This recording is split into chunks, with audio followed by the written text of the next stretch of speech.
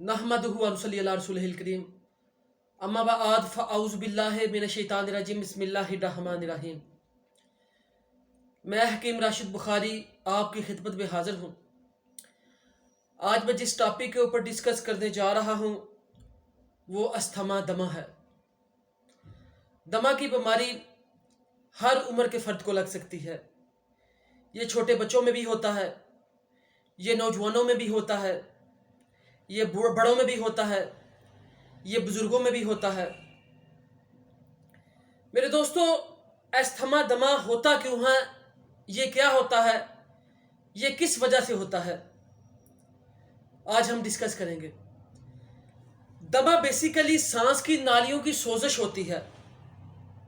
इसके अंदर क्या होता है, आपकी सांस की नालियां सिकुड़ जाती हैं। जब सांस की नालियां सिकुड़ती हैं तो फेफड़ों के अंदर ऑक्सीजन बहुत कम मिकदार में पहुंचती है। फेफड़ों के अंदर ऑक्सीजन जाती भी कम है और कार्बन डाइऑक्साइड का अखराज भी बहुत कम होता है। सांस लेने में शदीद दिक्कत और प्रॉब्लम होती है। पेशेंट को बार बार अस्पताल जाना पड़ता है। कभी उसे इनहेलर लेना पड़ता है, कभी उसे न्यूबिलाइज करवाना पड़ता है, कभी उसे ऑक्सीजन लगवाने की जरूरत पड़ जाती है। बहुत से दोस्त अहबाब बुजुर्ग कहते हैं कि दमा दम के साथ है। तो मेरे दोस्तों, ऐसा हरगिज नहीं है। हमारी तिब के अंदर दमा के लिए ऐसी शानदार और अच्छी अद्वियात हैं जो इस्तेमाल करने के बाद आप इस बर्द से मुकम्मल निजात हासिल कर लेते हैं। दमा की शिद्दत बदलते मौसम के साथ तेज हो जाती है। जैसा कि आजकल सर्दियों का मौसम स्टार्ट होने वाला है, बल्कि स्टार्ट हो चुका है। तो सर्दियों का मौसम स्टार्ट होते सार ही खांसी, रेशा, बलगम, ज़ुकाम, केरा के मरीज बहुत ज़्यादा शुरू हो जाते हैं। और ये तमाम अमराज दमा और अस्थमा के मरीज के लिए बहुत ज़्यादा नुकसानदेह होते हैं। कोई भी मर्ज दमा के मरीज को लग जाए तो मेरे दोस्तों, ना सिर्फ उसको सांस लेने में दुश्वारी और दिक्कत पेश आती है, ना सिर्फ उसको सांस बहुत मुश्किल से आता है, यहाँ तक कि उसे न्यूबिलाइज के लिए अस्पताल जाना पड़ जाता है। उसे न्यूबिलाइज करवाना पड़ता है, उसे इनहेलर देनी पड़ती है, उसे बहुत हैवी पोटेंसी में एंटीबायोटिक मेडिसिन का इस्तेमाल करवाना पड़ता है। तो मेरे दोस्तों, बदलते मौसम के साथ इसकी शिद्दत में इजाफा हो जाता है। सर्दियां स्टार्ट होते सार ही इसकी शिद्दत में इजाफा हो जाता है। जब सर्दियां खत्म होने वाली होती हैं, गर्मियां स्टार्ट होने वाली होती हैं, उस वक्त भी इसकी शिद्दत में इजाफा हो जाता है। कई दोस्तों को दमा अस्थमा एलर्जी की वजह से होता है। बहुत से दोस्त अहबाब ऐसे हैं जिन्हें डस्ट एलर्जी की वजह से दमा अस्थमा हो जाता है। बहुत से दोस्त अहबाब ऐसे हैं जिन्हें फूलों की वजह से दमा अस्थमा हो जाता है। बहुत से दोस्त अहबाब ऐसे हैं जिन्हें मौसम की वजह से दमा अस्थमा हो जाता है। तो दमा अस्थमा की बीमारी मुख्तलिफ कंडीशन में मुख्तलिफ सूरतों के साथ होती है। मेरे दोस्तों, आपने इससे घबराना नहीं, परेशान नहीं होना कि दमा हो गया है तो अब क्या करें। मैंने आपको रीजन बताई है कि बेसिकली दमा होता किस वजह से है। ये सांस की नालियों की सोजिश की वजह से होता है, सांस की नालियों की तंगी की वजह से होता है। आपके फेफड़े सही तरह से काम नहीं करते, इस वजह से होता है। तो आपने इससे जान किस तरह छुड़ानी है। मेरे दोस्तों, सबसे पहले आप ताज़ा हवा में सांस लीजिए। किसी नदी या दरिया के किनारे पे चले जाइए, वहां पे जाके आप लंबे लंबे सांस लीजिए। देखिए, ऐसे नाक से सांस लीजिए, मुंह से सांस लीजिए। ऐसी जगह जहां पे एनवायरनमेंट बिल्कुल साफ हो, बिल्कुल साफ शफाफ हो। आपको पता हो कि नाक या मुंह के साथ सांस लेने से आपका ये मर्ज शिद्दत इख्तियार नहीं करेगा।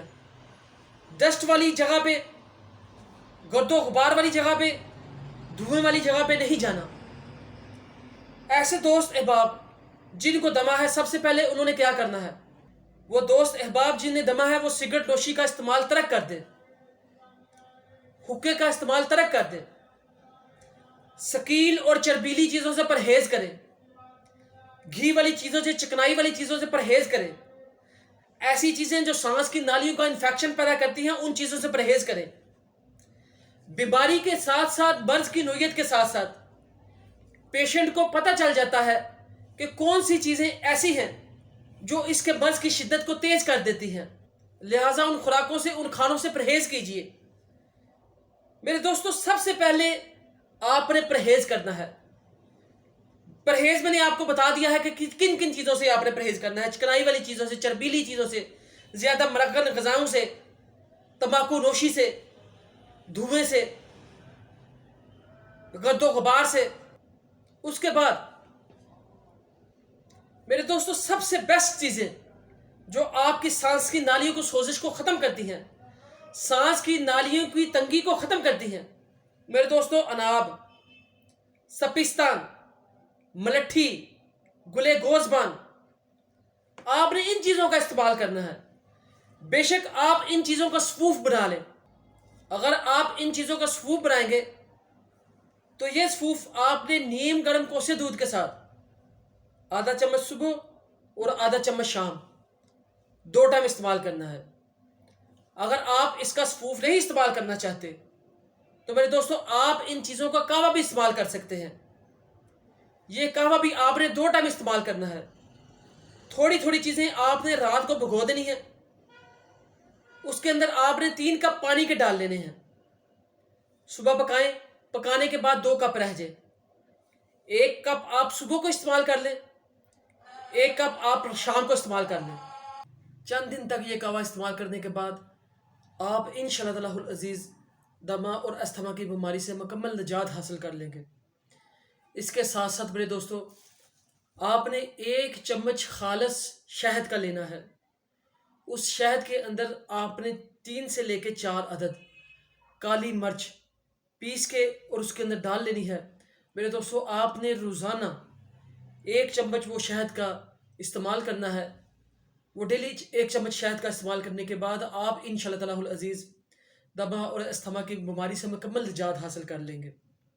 मेरे दोस्तों, इसके साथ साथ आप लौंग, दारचीनी, जायफल, जवतरी, आपने ये उंगली के पोटे पोटे जितनी ले लेने हैं और इनका आपने कहवा बना लेना है।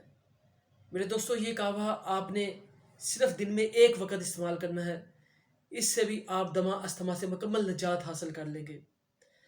चंद दिन तक आप नेचुरल कुदरती जड़ी बूटियों को इस्तेमाल करेंगे, आप देखेंगे कि आपको सांस लेने में जो दुश्वारी थी या आपको जो सांस लेने में वो दिक्कत थी वो ख़त्म हो जाएगी। आप दिन ब दिन बेहतरी महसूस करेंगे। लेकिन फर्स्ट ऑफ ऑल मेरे दोस्तों, जो मैंने आपको बताया है, परहेज़ ज़रूरी है। परहेज़ आपने लाजमी करना है।